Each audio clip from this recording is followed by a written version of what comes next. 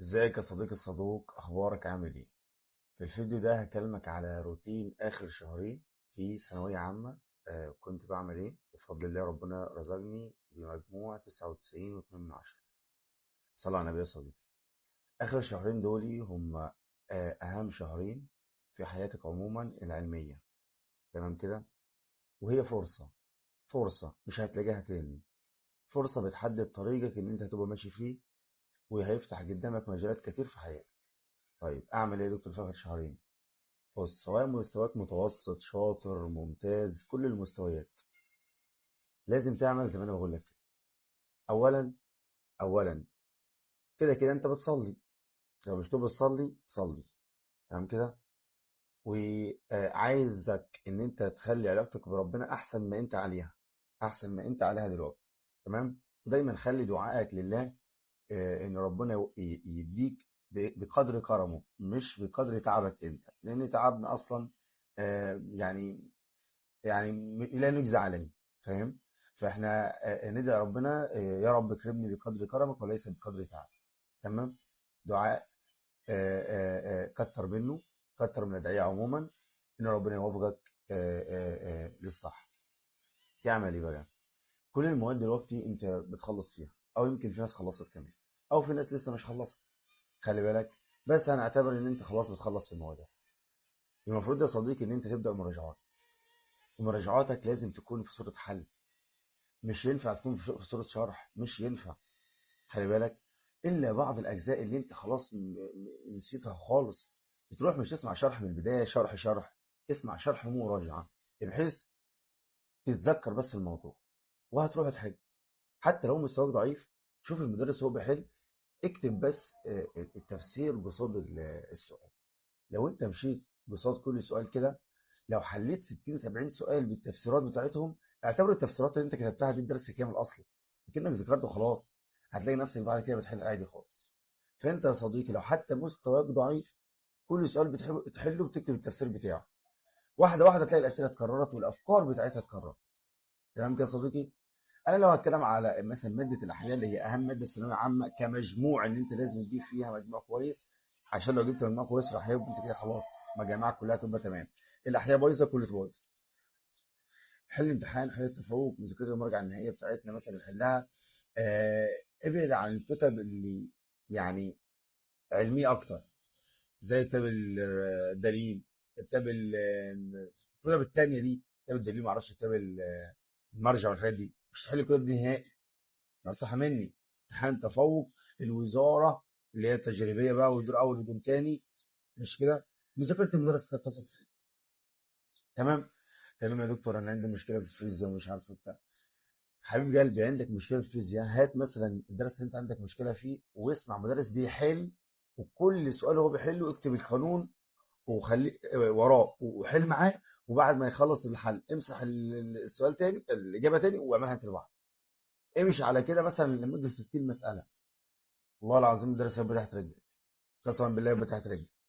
اه نعم، هتتعب شويه بس الدرس هيبقى تحت رجلك. خلي بالك. كل المواد هتمشي فيها بالنمط ده. خلي بالك. الشهرين، شهر منهم هتفضل في الدروس. يعني ما ينفعش تقعد دلوقتي من دروس نهائي، ما ينفعش والله العظيم. لازم على الاقل تحضر مع المدرس كده شهر حل ولا حاجه على الاقل. وتقعد يا عم شهر اللي قبل الامتحانات في البيت. اوعى تقعد من دروس اول ما تخلص المنهج على طول، اوعى. لازم تقعد على الاقل بعد ما تخلص مثلا، قول مثلا شهر، قول 15 يوم، تاخد شويه في الحل، بحيث تاخد نمط الحل وتاخد كيفيه الحل بتاعت المدرس اللي انت بتاخد معاه. تمام. وبعد لما توصل مثلا يوم 26/5، ده تقريبا دي قبل الامتحان بشهر، اقعد. انما تقعد قبل كده صدقني بتعوق، مهما كان مستواك والله العظيم بتعوق. تمام. لان برضو المدرسين في المراجعات بيكون في اضافات بيحب يقولها بعد ما انت خدت الماده العلميه خلاص، وبيكون في حاجات وتركات هو حابب يقولها مش كان ينفع يقولها اثناء الشرح. ابعد بقى عن صحابك الفتره دي. افصل ذاتك كده كأنك انت ايه في طوارئ، حاله طوارئ، ايمرجنسي، حاله حرب. خلي بالك. ولو انت بتبذل مجهود كان قدره مثلا 80%، خليك 900%. فاهمني؟ لان والله العظيم يا صديقي الموضوع مهم لابعد الحدود. واحنا بندعي ربنا ان ربنا يوفقنا وزي ما تيجي.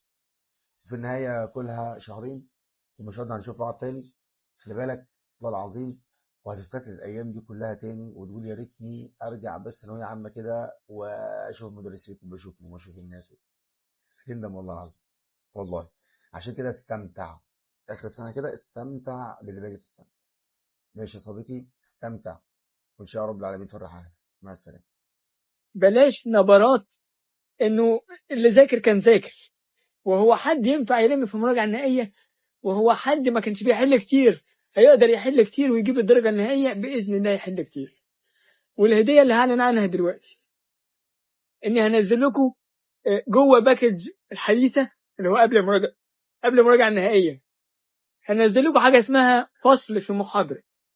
هنزل لكم 4 فصول الحديثه في 4 محاضرات كانوا هيتعملوا معسكر، هينزلوا جوه باكج الحديثه، مش هيبقوا بمعسكر بفلوس لوحدها ولا ليها اي فلوس، جوه الحديثه. ليه بقى؟ علشان في طلبه شطار قوي. انا هبدا بالمراجعه في الكهربيه. في واحد وهو بيراجع كهربيه يقول لك عايز اراجع فصل حديثي، هيلاقي فصل في محاضره جوه محاضرات الحديث. ف ده هيبقى حد يقول لي ما تعمل ملخص يا حبيبي، يا اسطى، يا مصطفى، يا صاحبي، يا برنس، يا غالي، ملخص يا بو بيجيبوا التفاصيل. انت هتسمع مراجعه نهائيه بتفاصيل التفاصيل. انت واحنا خدامينكم وتحت امركم. دوسوا على نفسكم بس حبه شد. اللي لسه بيذاكر في الفصل التاني، ادخل يا باشا الفصل التاني، تدخل المعسكر. شد على نفسك علشان فرحتك وفرحة أهلك. احنا بنتكلم على شهر ونص، شهرين رابع وحديثة، وبعدين شهرين مراجعة نهائية. 4 شهور بعمرك كله. وما تقلقوش، خلال شهر رمضان هيبقى الشغل جامد جدا وفي المواعيد اللي تناسب كل اخواتنا المسلمين. وهنعمل لك برامج عالية في شهر رمضان، وهنحدد لك انت تذاكر امتى عشان تبقى محافظ على صلاتك ومحافظ على وقت مذاكرتك. كل حاجة احنا تحت امركم. طبعا احنا كمان هنبقى صايمين الصوم الكبير، فهتبقى يعني معجنة صوم في الفترة دي. ربنا يكون معاكم كلكم ويفرحكم.